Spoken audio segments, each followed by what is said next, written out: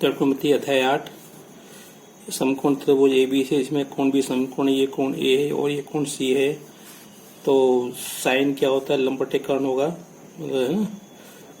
Cosec होता है कर्ण बटे लंब, कोस होता है आधार बटे कर्ण, सेक होता है कर्ण बटे आधार और टेन होता है लंब बटे आधार, कोट होता है आधार बटे लंब। इसे हम ध्यान में रखें। और अब मैं ये त्रिकोणमिति प्रश्नावली 8.1 प्रश्न क्रमांक 11 हल करने जा रहा हूँ। इसमें ये प्रश्न है कि ये जो कथन दिए सत्य हैं असत्य हैं। tan a का मान सदैव 1 से कम होता है, ये कथन सत्य का सत्य है। कोण 1 के किसी मान के लिए sec a का मान 12/5 होता है क्या? कोण a के कोसेकेंड के लिए प्रयुक्त एक संक्षिप्त रूप है क्या? कोट और a का गुणनफल होता है क्या? किसी भी कोण थीटा के लिए sin थीटा बराबर 4/3 होता है क्या? तो इसको अपन डिस्कस करते हैं अभी।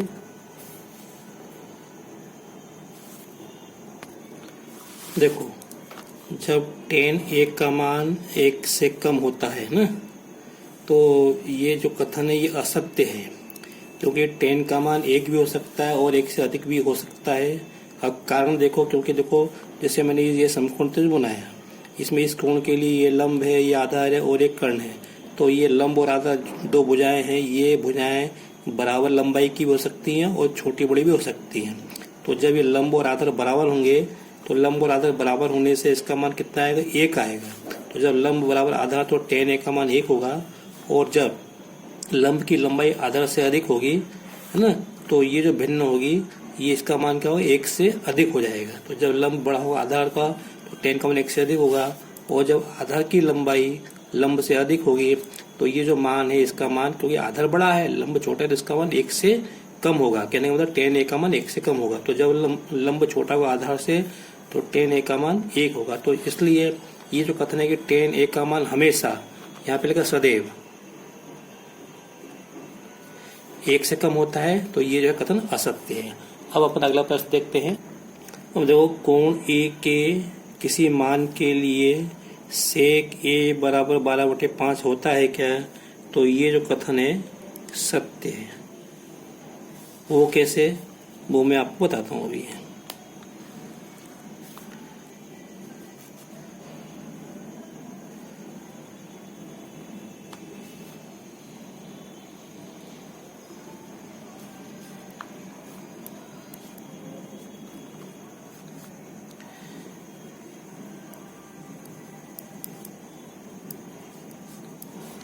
क्योंकि से के बराबर क्या होता है? कर्ण बटे आधार।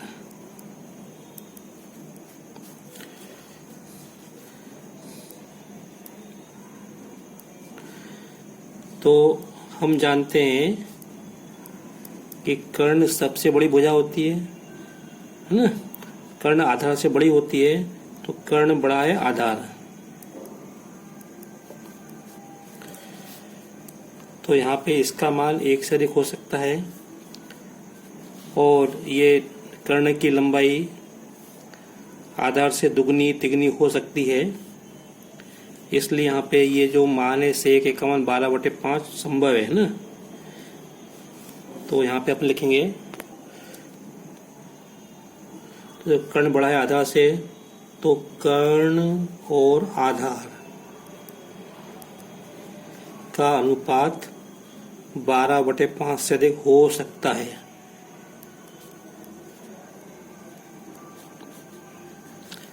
और कर्ण बटे आधार क्या होता है? सेक होता है। इसलिए sec a, तो कर्ण बटे आधार बड़ा या बराबर 12/5 हो सकता है। तो कहने का मतलब ये है कि sec a का मान 12/5 हो सकता है। ठीक है। अब देखो तीसरा, कोस ए कोण ए के लिए कोण ए के कोसेकेंड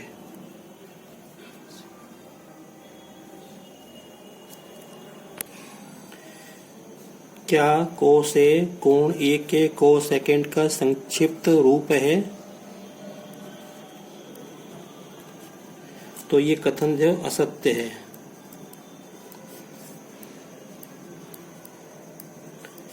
क्योंकि कोस ए जो है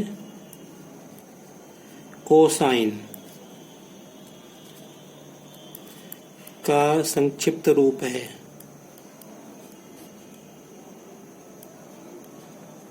न कि कोसेकेंड का है। एक बात। दूसरा, ये कोसेक COSEC कोसेक ए जो है वो कोसेकेंड का संक्षिप्त रूप है ACC, जो कि ये आपको मालूम होना चाहिए।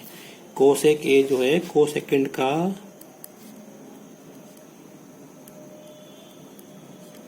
संक्षिप्त रूप है। चौथा प्रश्न है कोट और ए का गुणनफल होता है, तो ये कथन असत्य है।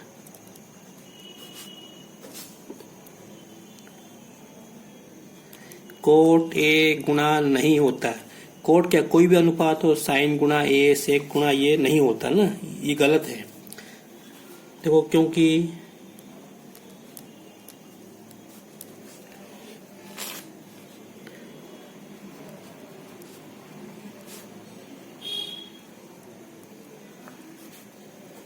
मतलब है कोण ए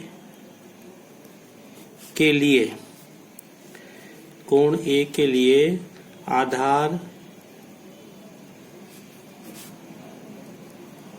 और लंब का अनुपात,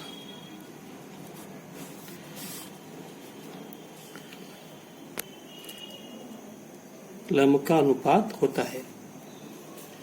इसका अगला है किसी भी कोण के लिए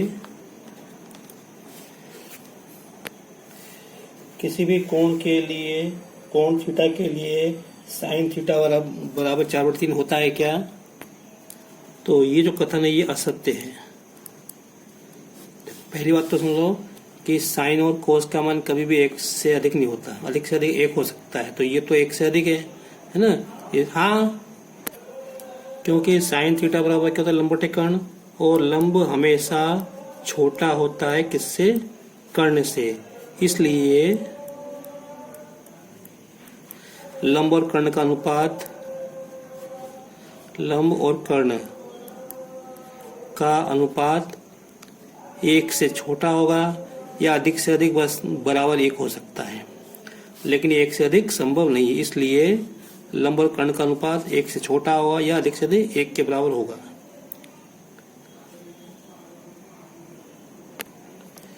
इसलिए साइन थीटा का मान जो है छोटा होगा या बराबर होगा 1 के लिए। तो ये जो दिया है साइन थीटा का मान 4/3, ये तो 1 से बड़ा है ना, तो इसलिए ये जो कथन है ये असत्य है।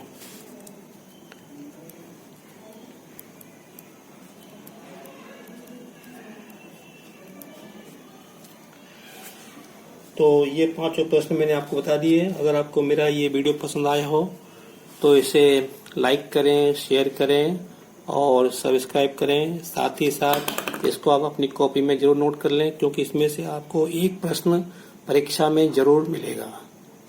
Thank you.